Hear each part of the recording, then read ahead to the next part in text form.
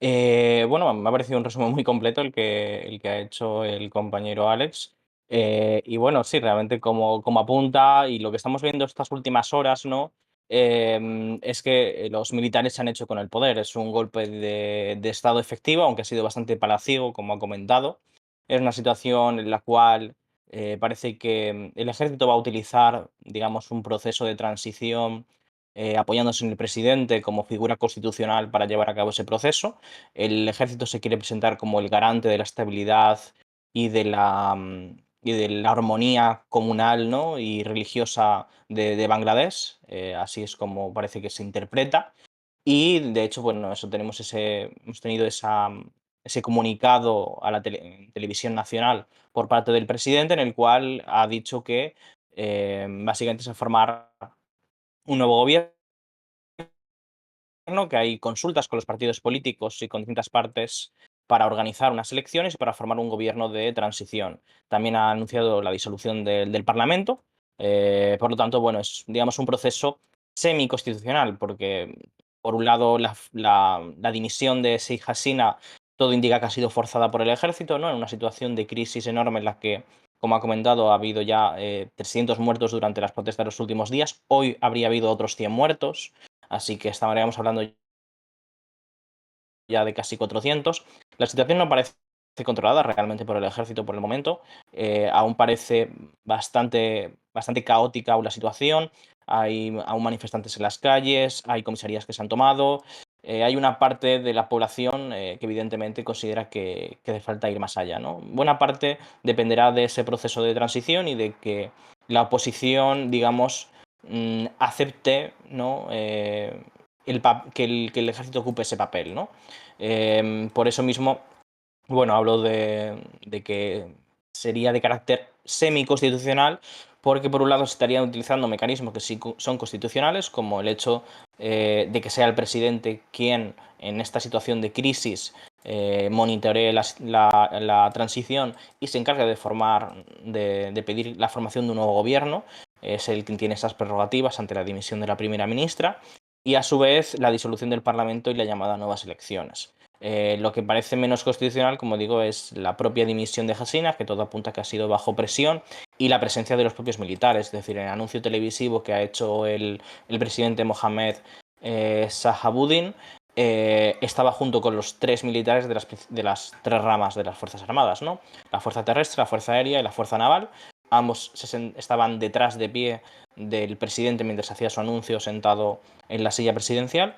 Y bueno, claramente se sitúan como esos garantes con esa imagen de, a pesar de que ellos no han hablado directamente en el comunicado, el hecho de su presencia ahí alrededor del presidente, todo indica esa posición de que ellos van a ser quienes dirijan la transición. La duda sigue siendo, pues, si la oposición, la que era la líder del Partido Nacionalista de Bangladesh, Khaleda Zia, como explicaba Alex, digamos que ahora que sale de su arresto domiciliario, en el que lleva desde 2020, hay que recordar que el Partido Nacionalista de Bangladesh boicoteó las últimas elecciones, las últimas dos elecciones, si no recuerdo mal, y, y bueno, es decir, la situación entre los dos partidos, ¿no? En la Liga Awami y el Partido Nacionalista de Bangladesh es bastante mala.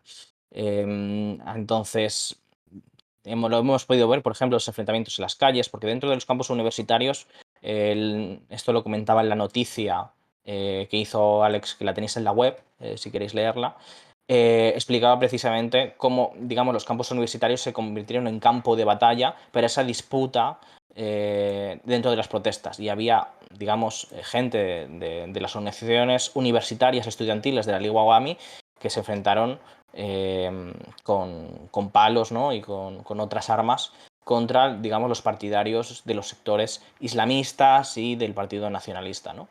Entonces, dentro de ese enfrentamiento habrá que ver hasta qué punto la oposición decide aceptar eso, porque estamos hablando seguramente de un gobierno de unidad nacional en ese sentido, que asegure, ¿no? la participación de todos los partidos.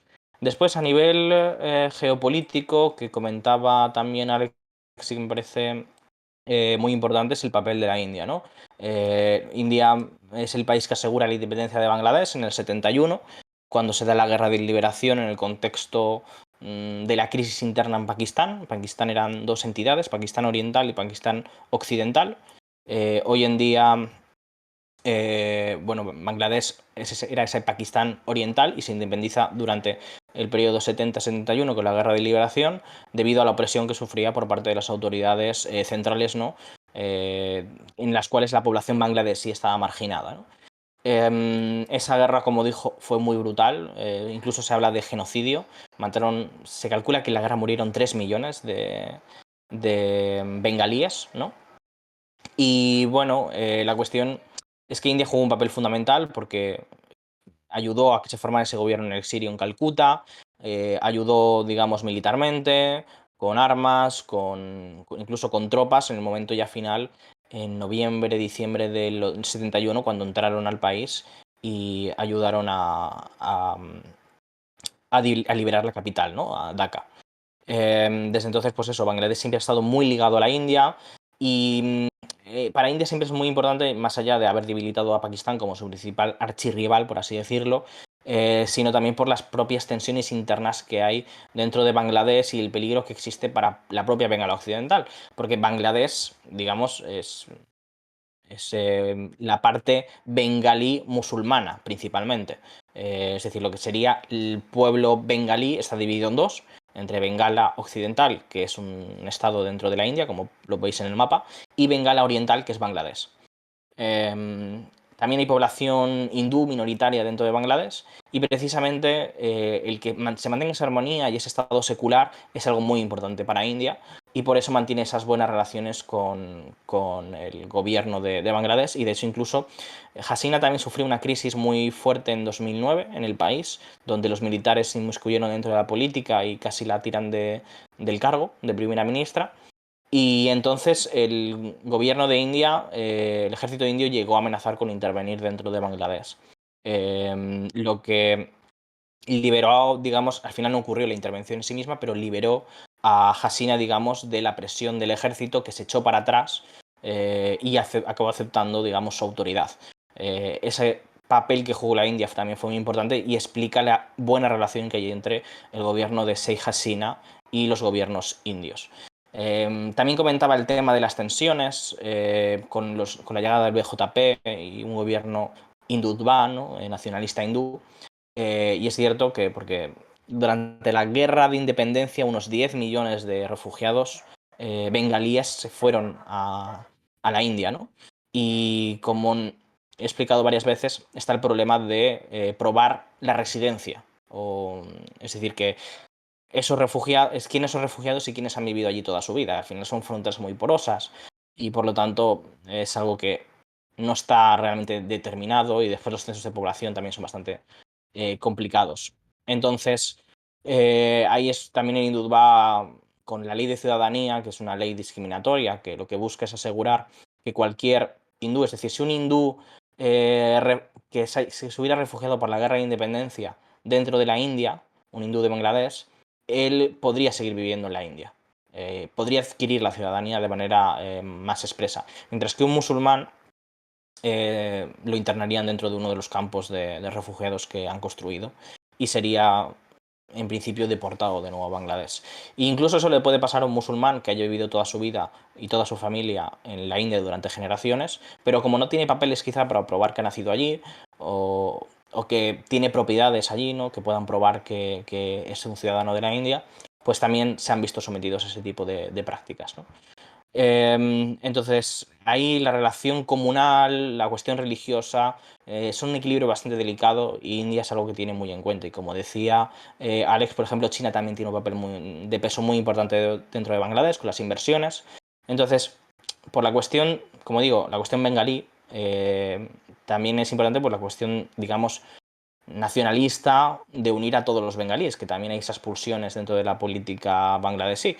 Entonces, pues bueno, va a ser importante qué papel juegue India y qué papel juegue China en esta transición y en el futuro. Y ahí el ejército claramente, pues bueno, intentará presentarse como ese garante de la estabilidad y de navegar este proceso. Preguntáis por la Jamaat Islami que Apple está jugando. Yo hasta donde sé, la Jamaat Islami está encuadrada dentro de los movimientos estudiantiles islamistas y dentro de, digamos, de la esfera de influencia del Partido Nacional Bangladesí. La cuestión y la duda, ¿no?, que podría haber es, creo que se me ha congelado la cámara, por desgracia, pero bueno, voy a terminar ya y entra Alejandro. La duda que yo tengo es si, incluso aunque el Partido Nacional Bangladesí y CIA entren al gobierno y, digamos, como representantes de esa burguesía piadosa, más islamista, que acepte formar parte del gobierno de coalición y, digamos, acepte la autoridad del ejército, yo la duda que tengo es si sabrán mantener a esos distintos elementos cohesionados y no habrá ciertos elementos, especialmente, ¿no?, digamos, de la inteligencia universitaria y ciertos sectores más empobrecidos de la juventud urbana que digamos, se descuelguen de esa coalición y apunten, digamos, a quizá una radicalización hacia posturas, algunas posturas dentro del islamismo, ¿no? Por ejemplo, de atentados o de ataques y de ir contra el propio ejército, ¿no? Porque realmente existe digamos, el fermento social para que eso pueda ocurrir. Y yo creo que ahí podríamos tener una situación similar, quizá, a la que pasó en la Guerra Civil Argelina o similares, ¿no? Entonces, bueno, habrá que ver cómo se desarrolla eso y, y si va, digamos, si el ejército consigue llevarlo correctamente o, por el contrario, el país desemboca en al menos un periodo de violencia que podría llegar a ocurrir, ¿no? Un periodo de violencia extenso. Por ejemplo, en Egipto durante los años 90 también pasó eso. Eso sería todo.